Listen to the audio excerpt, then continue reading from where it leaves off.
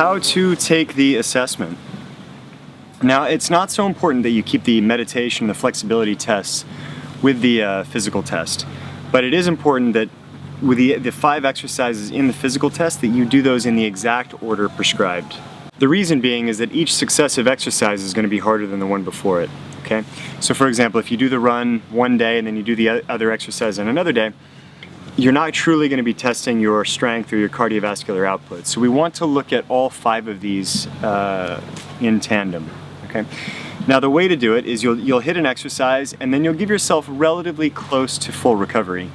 Let's not make it more than 5 minutes between exercises, but if you need to rest 2, 3, 4 minutes between one test and the next, that's perfectly okay. We want to essentially have you at your best for each of those exercises, but we want to test them all within the same block. Now, if you've never done the deadlift before, you are not going to worry about it for level 1. We will just say that you are simply at level 1. Okay? But to get to level 2 or level 3 in this program, you'll have to incorporate either a heavy weighted squat or the deadlift. Now, we covered weighted squat in the first program, so you should be quite familiar with that. The deadlift has slightly different technique. Okay? And so you'll either need to watch the deadlift tutorial or possibly consult a trainer or a friend on proper deadlifting technique.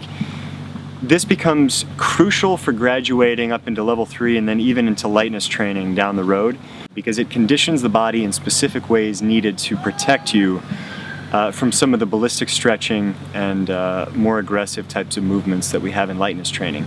But until then, we just need to focus on your strength and structure. Now, if you've never done the meditation practice, which is the reverse counting before, the way that you'll execute that practice is very simple. You will try to count backwards with your eyes closed, as we have in the tutorial, from 300 to 0. If you think that you have tremendous concentration or have practiced this before, you could maybe go for 500, but almost nobody can do 500 on the first go.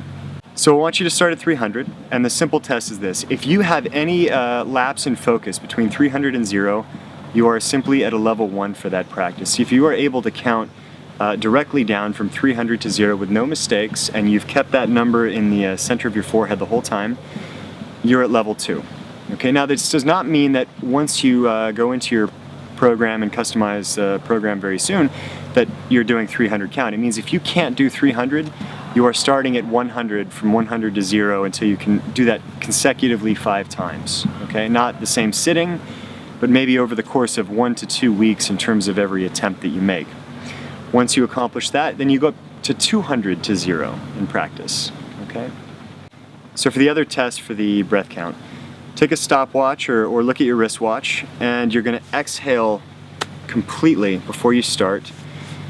Watch the clock, start breathing in as slowly as possible all the way until you're full, at which point you breathe out as slowly as possible until all the air is expunged.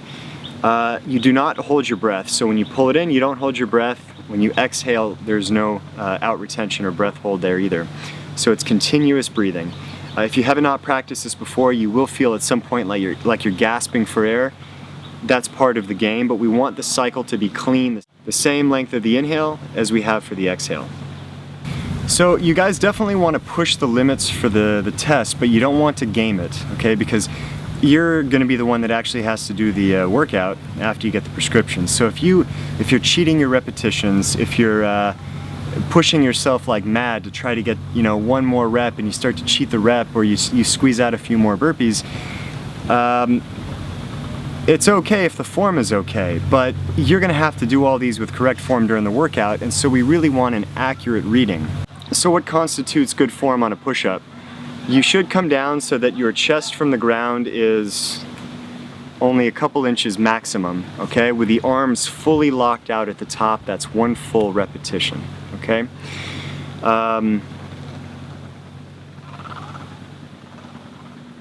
And for the deep squat, it means ass to heels and full extension at the top every single rep, okay? Now, people that are strong may be able to get plenty of deep squats, but notice that we have on the assessment that if you cannot do a deep squat, you're not yet at level 2 for flexibility, okay? So you might be able to at a level 3 for strength, but if you can't do a deep squat properly, you're going to be failing that test, okay? And this is where we see the synergy between flexibility and strength start to crop up in terms of performance.